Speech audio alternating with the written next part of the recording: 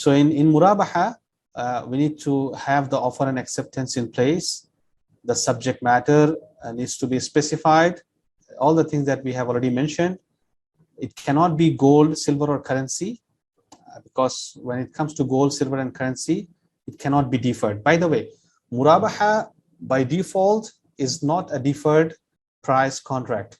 What Murabaha means is that there will be a profit, and the cost price, the profit will be disclosed.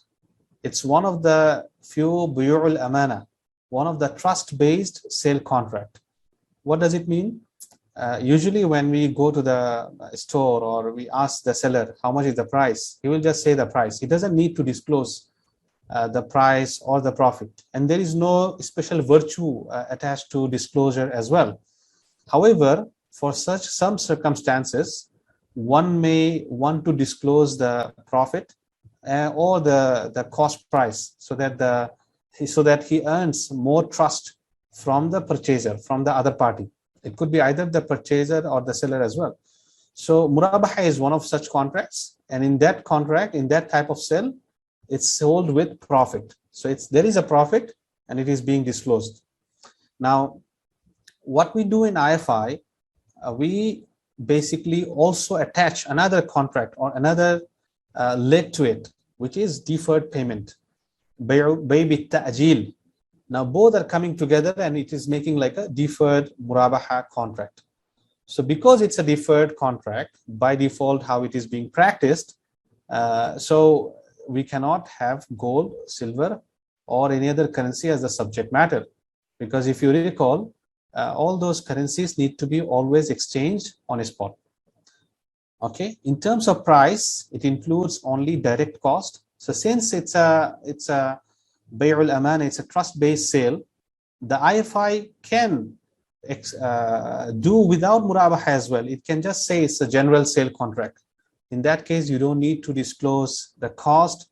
You don't need to put any additional disclosure. But once we are saying it's a Murabaha, then it has to be disclosure of cost there or the markup being made.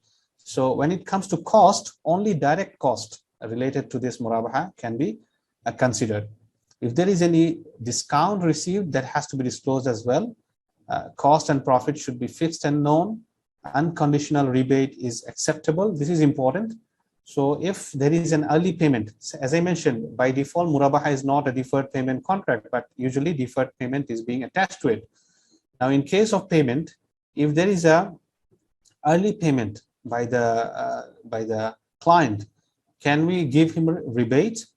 If it's unconditional, then it's fine. If it is conditional, then according to a big group of Shari'ah scholars, it's also a type of riba. It's like a reverse riba. Just like when we extend time and we give an increase in amount, it makes it riba. Similarly, when we decrease the time and we give a discount, it also makes it riba. But of course, when it is conditional. But if it is unconditional, there was no condition mentioned in the contract, but from its own discretion, the IFI is giving a discount, a rebate, then that should be fine. Okay, the Shari'ah standard is quite long. We are not covering any other aspect here. You can go further and hope you can find. This session was brought to you by TAIF and Adl. If you have benefited from it, please share in your social media platforms about both the entities and share the word. Spread the word. Jazakumullah khairan.